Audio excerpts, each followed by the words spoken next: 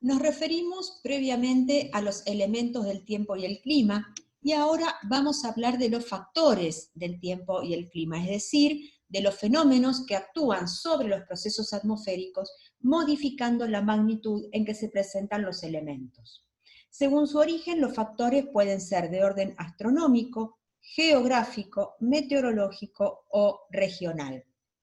Entre los factores de orden astronómico se encuentran los movimientos de rotación y traslación de la Tierra y la latitud.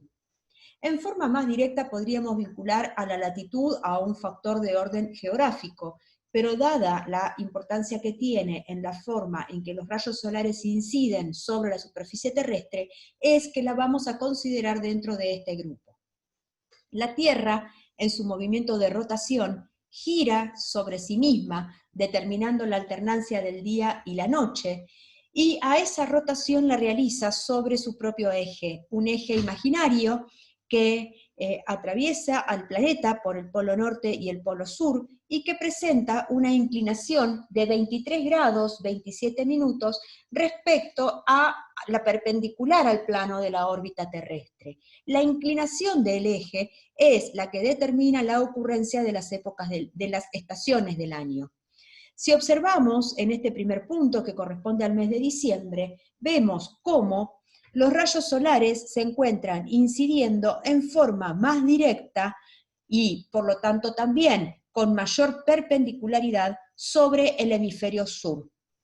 El hecho de que los rayos solares incidan en forma más perpendicular determina mayor cantidad de radiación recibida y también mayor longitud de los días.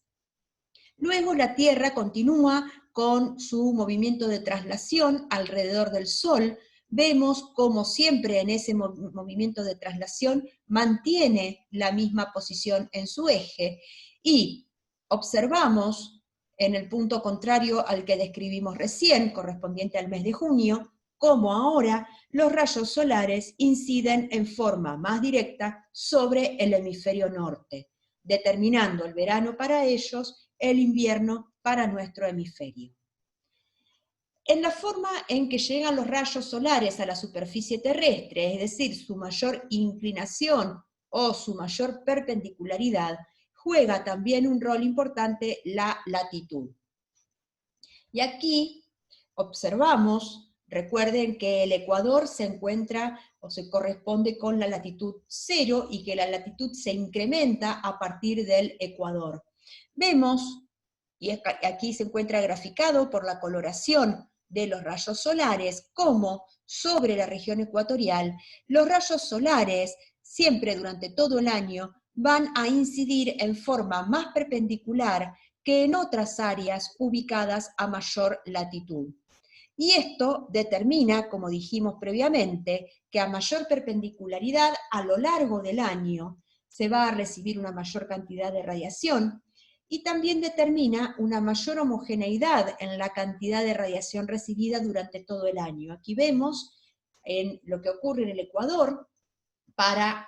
el mes de diciembre y mes de junio. En primer lugar, la radiación recibida en Langley por día; en segundo lugar, la longitud de los días, la cantidad de horas de luz, ambas mediciones realizadas en ausencia de atmósfera. Entonces observamos la mínima o nula variación que hay entre los distintos meses, 2 meses extremos a nivel del Ecuador. Ahora, si nos desplazamos hacia latitudes mayores, por ejemplo 30 grados de latitud, vemos cómo hay una mayor variación en la cantidad de radiación recibida entre el verano y el invierno en ambos hemisferios, al igual que en la cantidad de horas de luz, así como en la cantidad anual, que va a ser inferior a la del Ecuador. Y esto se acentúa si avanzamos hacia latitudes mayores. De esta manera, la latitud incide en la cantidad de radiación que se recibe, en la longitud que van a tener los días, y también aumentando la variación entre la mayor y menor cantidad recibida a lo largo del año. La cantidad de radiación recibida incide directamente sobre la temperatura, dado que es la fuente energética para la temperatura del suelo y del aire. Así pueden determinarse a nivel global zonas térmicas encontrándose una zona cálida que se desarrolla entre el trópico de Cáncer y el trópico de Capricornio, abarcando, por supuesto, a la región ecuatorial y determinada por lo explicado previamente. Zonas templadas que se desarrollan en el hemisferio sur desde el trópico de Capricornio hacia el círculo polar antártico, y en el hemisferio norte desde el trópico de Cáncer hacia el norte, hacia el correspondiente círculo polar, y las zonas polares que se caracterizan por ser zonas frías, tanto al norte como al sur. Entonces, de esta manera, estos factores de orden astronómico inciden sobre la radiación solar, sobre la temperatura del suelo y la temperatura del aire. Pasando ahora a los factores de orden geográfico, uno de ellos es la distribución de tierras y mares, que genera los fenómenos que también se conocen como de oceanidad o de continentalidad. Y esto viene dado por la diferencia en el balance radiativo en el agua y en el suelo. El agua tiene un calor específico superior al del suelo, a la vez que es haciendo de esta manera que a igual cantidad de radiación, el suelo se caliente 3 veces más que el agua. Por otra parte, el agua es una mejor conductora del calor que el suelo, y también los movimientos que se generan en las masas de agua, es decir, la turbulencia, hace que la transmisión del calor sea mejor. De esta manera, en el suelo se puede observar que el calentamiento puede darse hasta unos 10 metros de profundidad, mientras que en el agua este calentamiento puede ir en mayor profundidad por estas características combinadas de ser una buena conductora y el efecto de la turbulencia. Esto determina que en la Tierra el enfriamiento nocturno sea más intenso que en el agua, a la vez que las superficies acuosas actúan regulando la temperatura del aire, actúan como moderadoras de la temperatura del aire. Esto hace que las zonas que están ubicadas próximas a grandes masas de aire registren la ocurrencia de veranos más frescos e inviernos más cálidos. Por otra parte, a mayor distancia al mar, se va a registrar una mayor amplitud térmica, tanto diaria como anual, a la vez que el aire va a tener un menor contenido de humedad y también van a ocurrir menos precipitaciones, dado que las masas de aire que se trasladen desde las superficies cubiertas por agua hacia el continente van a ir cargadas de humedad y van a precipitar en las zonas más próximas a las masas de agua. Entonces, entre estos factores de orden geográfico, la distribución de tierras y mares tiene importancia en la temperatura, particularmente en la amplitud térmica, y también en la humedad y en la ocurrencia de precipitaciones. Si observamos lo que ocurre en el planeta, aquí visualizamos claramente que el hemisferio sur se caracteriza por tener una proporción de tierras muy inferior a la proporción de aguas en relación al hemisferio norte. Esto determina condiciones climáticas con características marítimas en el hemisferio sur y con características continentales en el hemisferio norte. Particularmente si observamos lo que ocurre a partir de los 35 grados de latitud, vemos cómo en el hemisferio sur se va produciendo un estrechamiento de la parte continental hasta prácticamente desaparecer, llegados a los 60 grados de latitud sur, mientras que a igual latitud en el hemisferio norte hay una distribución de tierras y mares bastante homogénea. Esto tiene implicancias climáticas en el sentido de que, por ejemplo, si comparamos lo que ocurre en la ciudad de Kiev, ubicada aproximadamente a 50 grados de latitud norte, vemos que la diferencia entre la temperatura media del mes más cálido y la temperatura media del mes más frío arroja una amplitud térmica anual de 25,2 grados. Mientras que una ciudad ubicada a una latitud equivalente, pero en el hemisferio sur, por ejemplo, Río Gallegos, arroja una amplitud térmica de 11,5 grados, un valor muy inferior al que se registra a igual latitud en el hemisferio norte. Y aquí claramente se observa el efecto atemperador del agua sobre las temperaturas del aire y su efecto sobre la amplitud térmica anual. En nuestro país también tenemos ejemplos de este tipo, y podemos comparar lo que ocurre en la ciudad de Buenos Aires y en la ciudad de San Rafael en Mendoza, ambas ubicadas a 34 grados de latitud sur, en donde vemos un registro de la amplitud térmica anual muy inferior en la ciudad de Buenos Aires respecto a la ciudad de San Rafael en Mendoza. Por supuesto que aquí operan también otros factores, pero también puede ser explicada esta diferencia en la amplitud térmica por la mayor proximidad a grandes masas de agua de la ciudad de Buenos Aires respecto a una situación más continental de la zona de Cuyo, donde de hecho es donde se registran las mayores amplitudes térmicas en la República Argentina, que pueden llegar a 18 grados centígrados, valores que de todas maneras son inferiores a los que de pronto se registran en latitudes equivalentes en el hemisferio norte. Otro factor de orden geográfico es la presencia de corrientes oceánicas o marinas, es decir, grandes masas de agua que se desplazan a lo largo de los océanos, que recorren grandes distancias, que en ese recorrido transportan el calor, trasladando así las condiciones de temperatura hacia distintos puntos del planeta. Estas corrientes oceánicas o marinas se generan en forma superficial por la ocurrencia de vientos, a mayor profundidad por las diferencias de densidad del agua ocurrida por su distinta temperatura o salinidad, y también en las zonas costeras pueden tener efecto las variaciones de mareas. Como ejemplo del efecto de las corrientes oceánicas sobre el clima, podemos poner el ejemplo de la corriente del Golfo, una corriente cálida que se origina en el Golfo de México, de ahí toma su nombre, y que se desplaza por el Océano Atlántico hacia el norte, alcanzando las costas europeas. La llegada de esta corriente hasta las costas europeas determina en esa parte inviernos más benignos que los que podrían registrarse conforme su latitud. El ejemplo contrario lo podemos mencionar en el hemisferio sur, debido a la corriente del Perú o corriente de Humboldt, una corriente fría que se desplaza por el Pacífico llegando hasta las costas peruanas y que determina un enfriamiento de estas costas, registrándose en la zona de Perú, aún a pesar de su proximidad al Ecuador, temperaturas que pueden ser equivalentes a las que se registran en la costa uruguaya.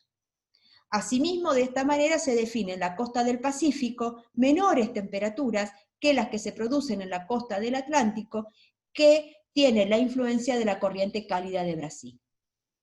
Por lo tanto, las corrientes oceánicas presentan una incidencia directa en la temperatura del aire, y esto también se registra en nuestro país por efecto de la corriente fría de Malvinas, que es una derivación de la gran corriente antártica, que se desplaza hacia el norte, alcanzando las costas, la zona costera del sur de la provincia de Buenos Aires, para luego encontrarse con la corriente cálida de Brasil, y de esta manera la influencia de la corriente fría de Malvinas sobre la costa bonaerense determina la ocurrencia de veranos más frescos en estas zonas que en zonas más continentales. Por ejemplo, de esta manera la temperatura media en el mes de enero en la zona de Mar del Plata alcanza un valor de 19,7 grados centígrados, mientras que a igual latitud, adentrándonos en el continente, como puede ser la zona de General Hacha, estas temperaturas adquieren valores de 24,1 grados. Otro factor de orden geográfico tiene que ver con la presencia de barreras orográficas y la altitud. La altura incide produciendo un decrecimiento de la presión atmosférica y de la temperatura. La presión atmosférica decrece 1 milímetro cada 11 metros, mientras que la temperatura decrece 6,5 grados centígrados cada 1000 metros. Por otra parte, la presencia de barreras orográficas puede incidir en la forma de circulación de las masas de aire, de los vientos. Por ejemplo, si una cadena de montañas, una barrera orográfica, se encuentra ubicada en forma transversal a la dirección principal de circulación de los vientos, cuando los vientos lleguen a ella, para poder atravesarla van a tener que ascender. Un ejemplo de esto es lo que ocurre en nuestro país, en nuestro continente, con la cordillera de los Andes, que Los vientos provenientes del Océano Pacífico, vientos por supuesto cargados de humedad, se adentran en el continente, se encuentran con la cordillera y se ven obligados a ascender por sus laderas. En ese ascenso se va produciendo una disminución de la temperatura, la humedad que se encuentra contenida en forma de vapor comienza a condensarse, se producen precipitaciones, y cuando esta masa de aire logra superar a esta barrera orográfica y pasar y seguir penetrando en el continente, lo hace como una masa de aire ya seca, porque precipitó previamente, a la vez que en su descenso va adquiriendo velocidad e incrementando su temperatura. Y así vemos cómo una barrera orográfica, además de modificar la circulación de los vientos, genera que las masas de aire puedan tener distintas características de un lado o de otro. También las barreras orográficas pueden correr en forma paralela a la circulación principal de los vientos, como ocurre, por ejemplo, en el sur de España. Las flechas verdes en este gráfico representan las masas de aire provenientes del Atlántico, la gráfica con líneas rojas, las cadenas montañosas, que permiten la circulación del aire entre ellas, dado que se encuentran paralelas, pero obligan a las masas de aire a incrementar su velocidad al tener que estrecharse, y a su vez van direccionando la forma en que se distribuyen las masas de aire y también provocando fenómenos de condensación y precipitación localizados en determinados lugares. La altitud también incide en lo que ocurre en los altiplanos, es decir, esas planicies que se encuentran ubicadas a gran altura, como ocurre en la Puna, por ejemplo, en nuestro país y otros países vecinos, en donde una característica de estos altiplanos es la presencia de una atmósfera poco densa, con lo cual durante el día hay grandes condiciones de insolación, con un alto incremento de la temperatura, pero también un enfriamiento muy rápido durante la noche, lo que determina condiciones de una amplitud térmica diaria muy acentuada. Bien, y también, por efecto de la altura, un valor de temperatura media-baja, particularmente en los 4.500 metros, donde puede haber registros de 0 a 4 grados centígrados. Entonces vemos de esta manera cómo estos factores de orden geográfico, las barreras orográficas, la altitud, inciden disminuyendo la presión atmosférica a medida que aumenta la altura, disminuyendo la temperatura también con la altura, y esto puede tener sus efectos en el contenido de humedad del aire, en la precipitación y también en la circulación de las masas de aire, en los vientos, tanto en su velocidad como en la dirección. Pasando ahora a factores de orden meteorológico, vamos a referirnos a la circulación general de la atmósfera, es decir, a cómo se dan los movimientos de las grandes masas de aire a nivel planetario y cómo inciden fundamentalmente en la dirección de los vientos, dado que las masas de aire se desplazan desde los centros de alta presión a los centros de baja presión, y es lo que está representado en este esquema. Observen la dirección de las flechas, y esto nos está indicando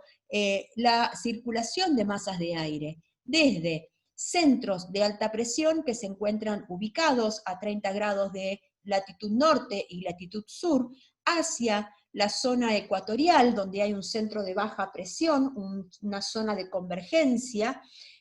y también desde estos centros de alta presión hacia centros de baja presión, ubicados a 60 grados de latitud, que a su vez reciben vientos de la zona polar. Entonces, de esta manera se define la circulación general de la atmósfera. Los vientos luego pueden ser modificados por otros factores, como por el movimiento de la Tierra o por la presencia de obstáculos, como vimos previamente, pero la distribución de centros de alta y baja presión es determinante para definir la dirección a nivel planetario, y a su vez estos vientos, según su lugar de origen, pueden tener distintas características de temperatura, de contenido de humedad, lo que también va a incidir modificando estas condiciones en las regiones por las que se trasladan o los sitios a los que se dirigen. Pasando ahora a los factores de orden regional o local, vamos a referirnos a la topografía, y en este sentido un factor que incide es la pendiente, el grado de exposición, la orientación de esa pendiente. Y así podemos mencionar que para nuestro hemisferio, el hemisferio norte, si observamos la trayectoria solar de este a oeste, vemos que el Sol va trasladándose hacia el norte. De esta manera, los terrenos que tengan exposición al norte o las laderas de las montañas que tengan exposición al norte van a tener una mayor insolación y por lo tanto también condiciones térmicas más elevadas. Por otra parte, las pendientes pueden también actuar en forma local, generando vientos locales. Por ejemplo, en el caso de una ladera que en nuestro hemisferio esté orientada al norte, lo que va a ocurrir es que se va a registrar durante el día una elevación de la temperatura sobre la ladera, temperaturas superiores en la zona de la ladera respecto al valle o a las zonas de planicie aledaña. El aire, al elevar su temperatura, disminuye su densidad y tiende a ascender, por lo tanto va a haber un desplazamiento del aire más cálido en las zonas superiores, va a generar este movimiento, y lo contrario va a ocurrir durante la noche, en donde estas laderas también se van a enfriar rápidamente, el aire frío es más denso, tiende a descender, y así se va generando una circulación contraria del aire que va a tender a descender hacia la zona de valles o planicies y a ascender la parte más cálida por las laderas, generando, como dijimos, vientos locales. La presencia de obstáculos también a nivel local puede generar modificaciones, ya hablamos de cómo operan las barreras orográficas en este sentido, pero obstáculos de menores dimensión también pueden tener efectos locales o regionales. Por ejemplo, la presencia de un monte, de una barrera forestal, puede actuar sobre la forma en que circulan las masas de aire, y esto también puede generar condiciones térmicas o de humedad distintas de un lado y otro de estos obstáculos. Y el tipo de superficie expuesta también modifica en forma regional o local a los elementos del tiempo o el clima. Y observamos aquí, por ejemplo, una zona con planicies y superficies onduladas, donde puede verse la distinta incidencia de la radiación solar, lo que por lo tanto va también a modificar la situación de temperatura en un lugar y en otro. También la presencia de ondulaciones puede llevar a una distinta acumulación del agua, incidiendo junto con la temperatura en cómo va a producirse la evaporación o la evapotranspiración en esa zona en particular. Por lo tanto, estos factores de orden regional vinculados a la topografía van a incidir en la radiación solar, en la presencia o circulación de vientos, en la temperatura y en la humedad. Y siguiendo con los factores de orden local o regional, las características del suelo también producen modificaciones, por ejemplo la textura del suelo, es decir, los componentes minerales que constituyan a ese suelo van a incidir en su temperatura y también por lo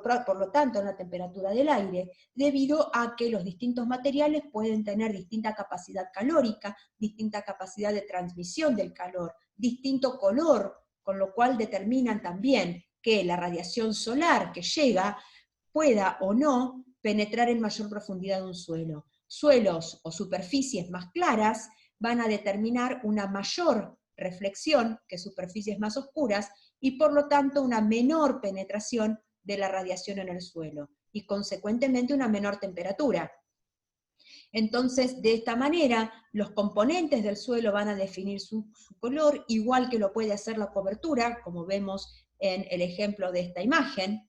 Y también, respecto de la cobertura, la presencia o no de vegetación puede incidir modificando aspectos vinculados al tiempo y al clima, por ejemplo, en función de cómo pueda darse la evaporación o la evapotranspiración de ese suelo y la distribución de agua en el mismo. Entonces, de esta manera, refiriéndonos a esta parte de la unidad temática, hablamos de los elementos y factores del tiempo y el clima, mencionamos los distintos elementos previamente, haciendo referencia a los que están siempre presentes en la atmósfera como continuos o permanentes, y los que se encuentran en forma discontinua o aperiódica, y nos referimos a los factores que según su origen se clasifican como astronómicos, geográficos, meteorológicos o regionales, y sobre qué elementos actúan fundamentalmente, generando una modificación en la magnitud en que estos elementos se presentan.